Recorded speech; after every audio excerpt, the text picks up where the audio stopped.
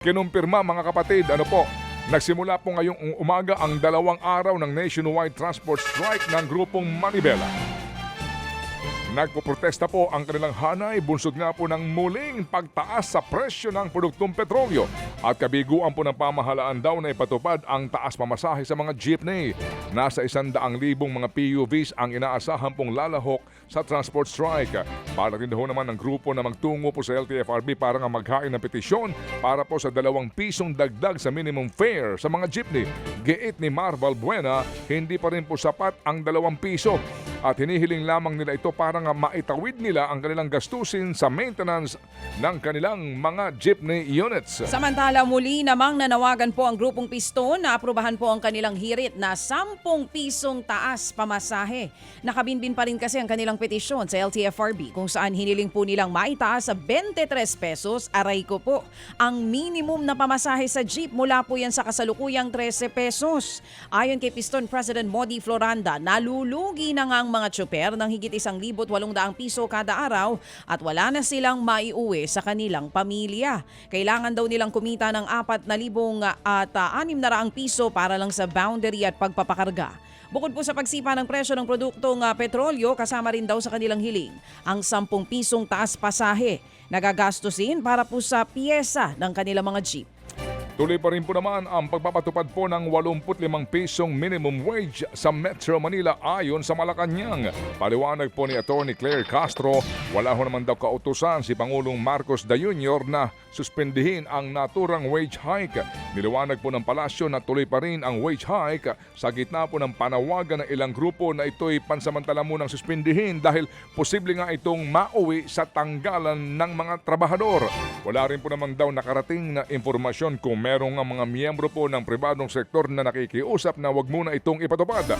Nakatakda pong ipatupad sa July 25 ang unang tranche ng aumento na nasa 60 pesos kada araw. Samantala, kinumpirma ng Malacanang na hindi na po pagmamay-ari ng mga Villar ang Prime Water. Ay, ganon. Ayon po kay Palace Press Officer Undersecretary Attorney Claire Castro, opisyal na po itong naibenta. Ano kung gaganda ng serbisyo ng tubig?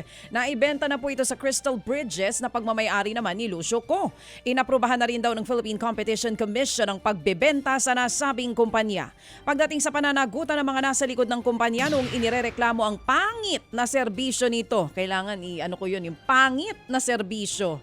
Tiniyak ng palasyo na pinag-aaralan ng mga legal remedies para mahabol ang mga dapat mapanagot. Ay kaya siguro, salamat, bababa na siguro yung presyo ng tubig namin. Hindi lang yun. Maliban dyan sa Prime Water na yan, meron pa silang mga ibang problema sa stock market. Yung stock manipulation. Kailan po mapapanagot to mga taong Naku ito? po, magandang balita to Opo. para sa mga sineserbisyohan ng Prime Water. Salamat naman. Malabo ho naman daw manatiling mababa ang gastusin sa produksyon ng palay ngayong taon.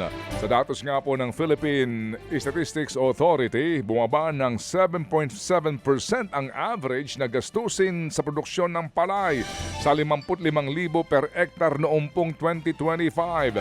Pero ayon po kay Federation of Free Farmers National Manager Raul Montemayor, hindi malabong tumaas na naman ito ngayong taon. Ito nga po dahil sa pagtataas naman po ng presyo ng petrolyo at maging ng abono dahil nga pa rin po sa gera nga sa gitnang silangan at maging ang nagbabadyang epekto ng El Nino. Dagdag pa ni Montemayor, kahit na nga po daw bilyon-bilyon na ang ginagastos ng DA para po sa seeds, abono, makinarya at ilang pang kailangan ng mga magbubukid sa produksyon, na patuloy din pa ho sa 4.15 tons kada hektarya lamang ang ani nitong mga nagdaang taon. Mas mababa yan sa target po ng DA na 5 tonelada kada hektarya. Ayon kay Montemayor, baliwala lang daw ho ang mas murang produksyon kung nanatiling mahina ang ani ng mga pobreng magsasaka. Mga kapatid, patuloy po kayong tumutok sa 105.9 True FM para sa totoong balita, informasyon, music and entertainment. Mag-subscribe sa aming YouTube channel at podcast at sundan nyo kami sa Facebook, Instagram, X at TikTok sa True Network PH. Bisitahin din po ang aming official website, truefm.ph. At panoorin din kami sa True TV Signal, Channel 19. Kami po ang 105.9 True FM. Laging true sa'yo, kapatid.